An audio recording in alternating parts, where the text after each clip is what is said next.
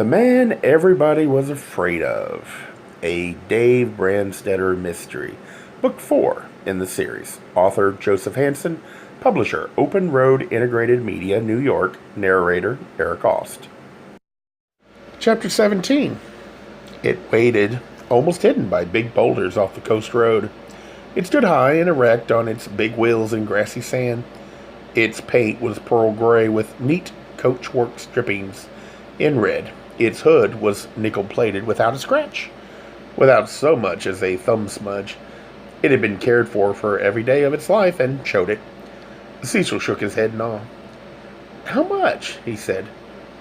35,000, Dave said. "But it isn't happiness. Come on." He followed footprints between tall rocks. He had to use his hands in order to keep upright. Then the width was easily only for children. Dave edged through. Behind him, it sounded as if Cecil were in trouble with his heels. The cove was small. The rocks dropped to a space of sand, maybe 10 feet square. Richard T. Knoll sat on the sand, his back against a boulder. He clutched his knees and watched the surf slide in among rocks, reach for him, and back off again.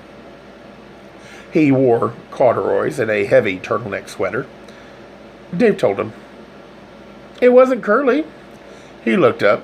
Distance was in his eyes. It took him a minute to remember where he was. "I always think," he said, "that when I'm in Sangre de Cristo next, I'll stop into a bookstore and buy an atlas. I'll look at a map of the world and put my finger on this spot and run it straight out along whichever parallel it is and know what I'm looking at and not seeing." "It's the 35th, Dave said. "You're looking at Yokohama. Ben Orton was seen dead by 2 witnesses before that tote bag appeared." Noel tossed a pebble into the surf. "Do the police know that?" "Not here," Dave said. "Not yet. I wanted to talk to you first. One of those witnesses also saw you." "She must be out of her mind with lust," Noel said.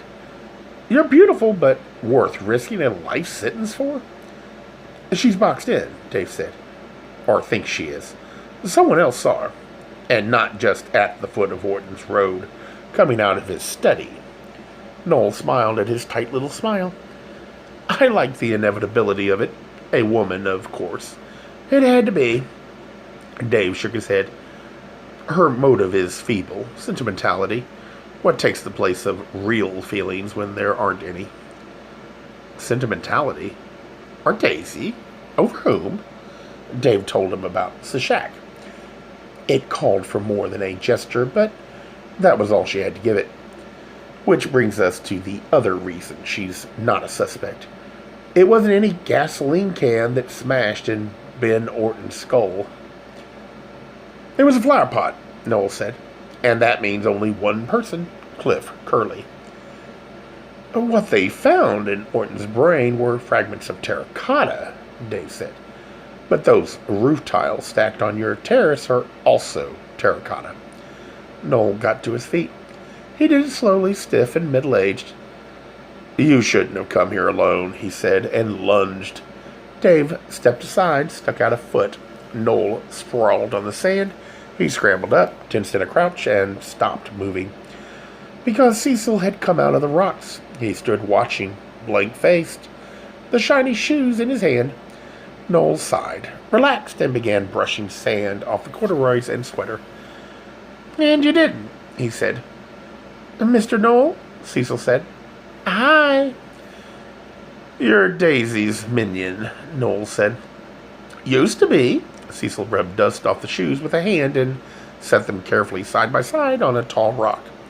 He sat down on the sand, pulled off his socks, and turned up the wide cuffs of the yellow pants. "Way back yesterday." "Way back yesterday?" Dave told Noel.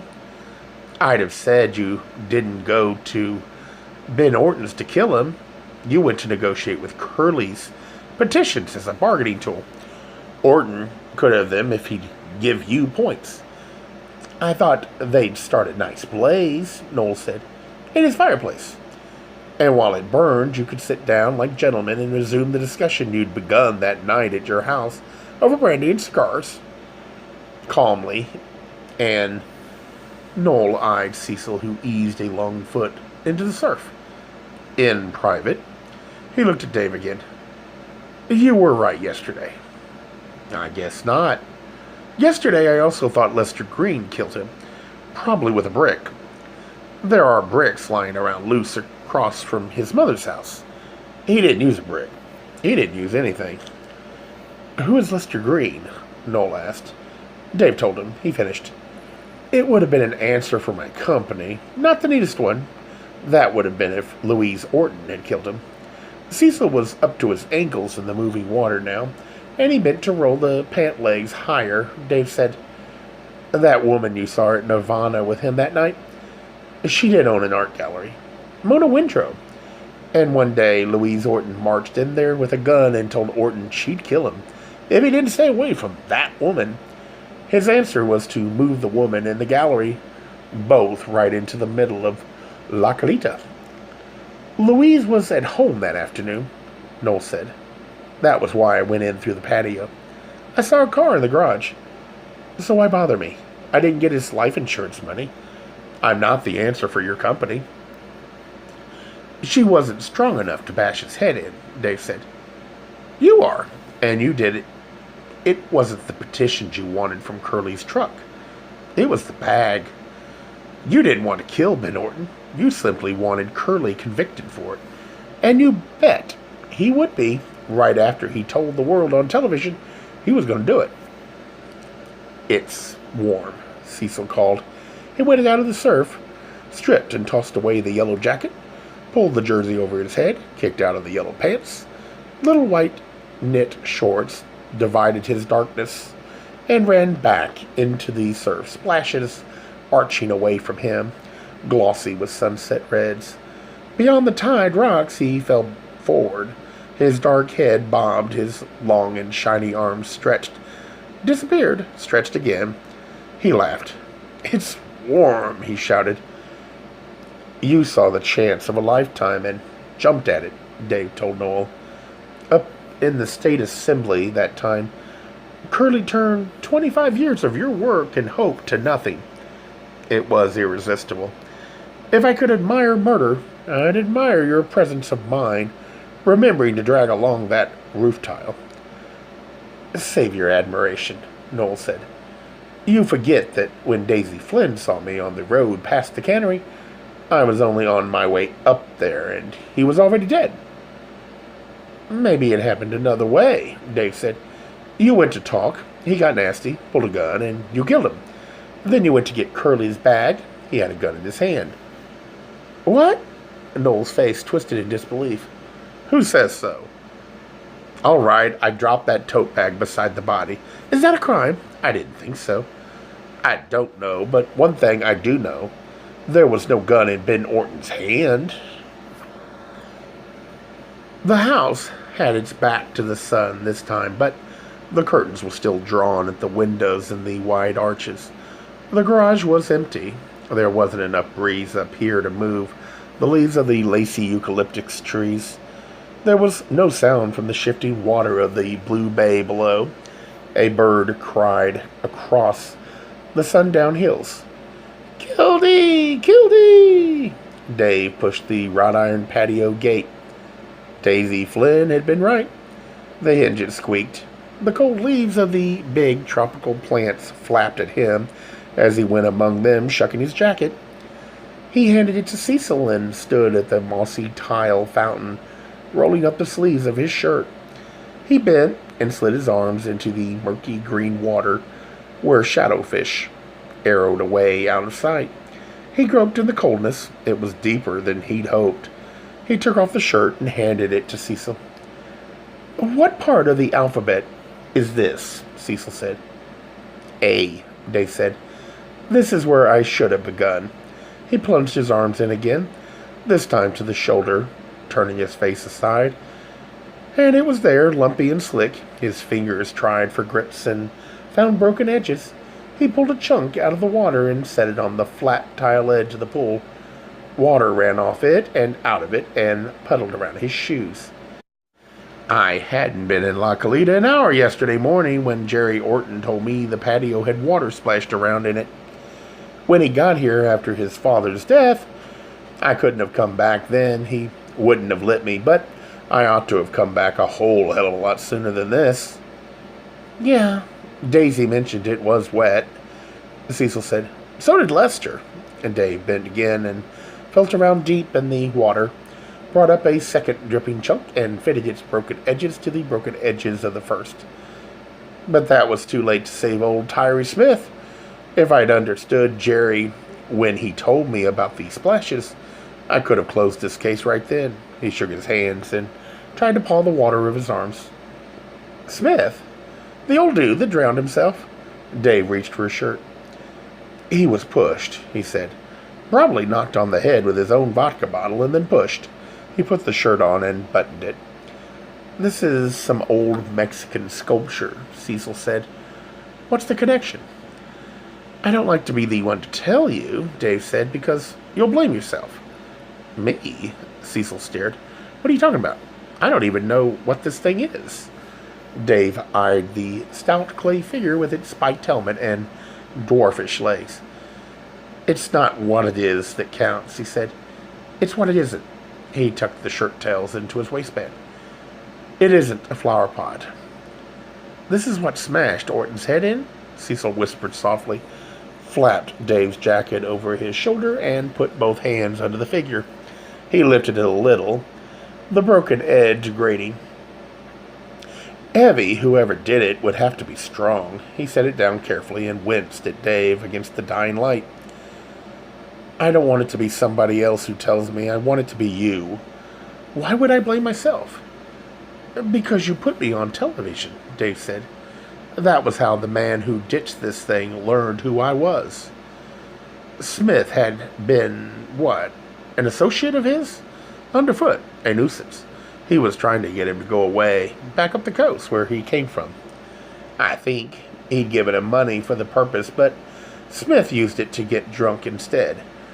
Smith ended up talking to me in a bar, and the man saw us together, but he didn't add it up to danger until he learned from the late news who I was and why I was in La Calita. Then Smith became a menace. When Smith called you at the motel, Cecil said, what did he say? Why did you really go out to his trailer?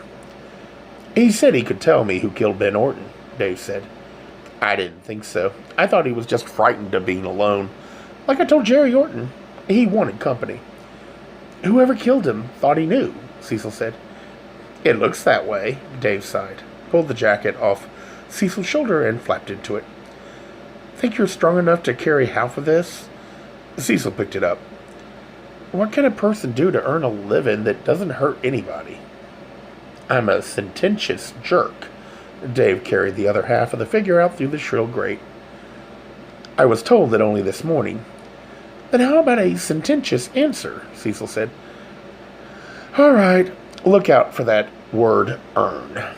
Dave hinged forward the flimsy bucket seat on the passenger side of the rental car and set the two halves of the broken figure together on that tough new carpet behind the seat. What it probably means is take. He clicked the seat back into place and untangled an arm from a hanging safety strap. And the kinds of jobs you'd want, that's what it's likely to mean. And you? Cecil asked. And I, Dave said. So, what we do is to give every chance we have, right? Get in.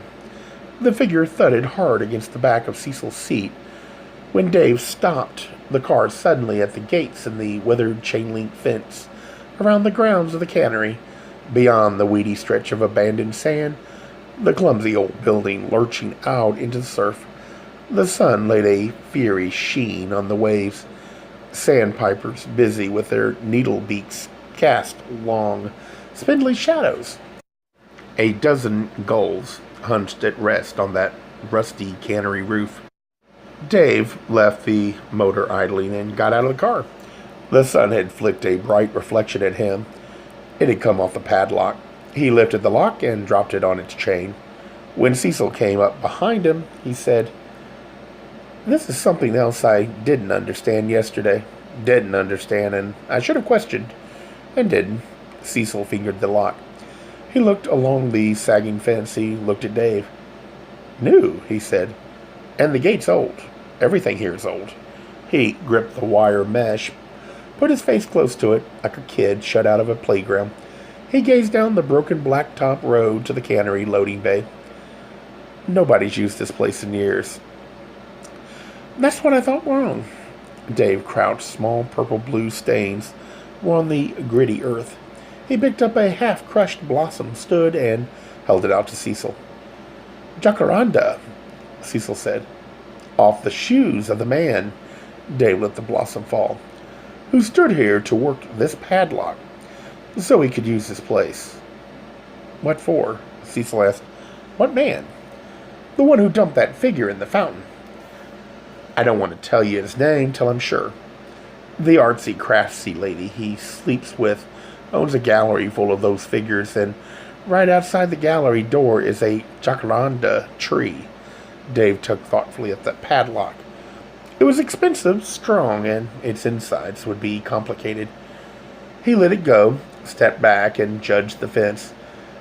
As to what for, that's what I need to know next. Mona Windrow? Cecil asked. But Daisy said Ben Orton was sleeping with her. And three's a crowd, Dave said. Give me a boost. Cecil made a stirrup of his hands, then squatted enough so Dave could set a foot in them. Dave stretched, fastened fingers in the fence, and said, Now, straighten up. Cecil straightened. His hat fell off. Dave lodged the toes of the canvas shoes in the mesh and carefully tugged at the barbed wire that topped the fence. It was limp with age and powdery with rust. He shifted to where he could reach one of the angled struts that held the strands. He crimped and twisted the lowest strand against the strut. It broke. So did the middle strand. He let them dangle and eased over the fence, keeping flat so as to miss the top strand. He dropped inside the fence. Thanks, he said. You want to find Jerry Orton for me, please? Right away. Start at City Hall. Show him that figure. Tell him where we found it, and bring him back here. On the double, okay? Okay. Cecil picked up his hat. The slanting sun put the crosswork pattern of the fence on his puzzled face. Wait, how is this supposed to get your company's money back? Dave stretched. I must be working somebody's about to get hurt. Yeah. Cecil ran the plume between his fingers and put the hat back on. Will fingerprints still be on that thing after all that time in the water? Yes, if it matters, Dave said. They'll be greasy. He runs a boat and his own mechanic, and it happened right after he docked.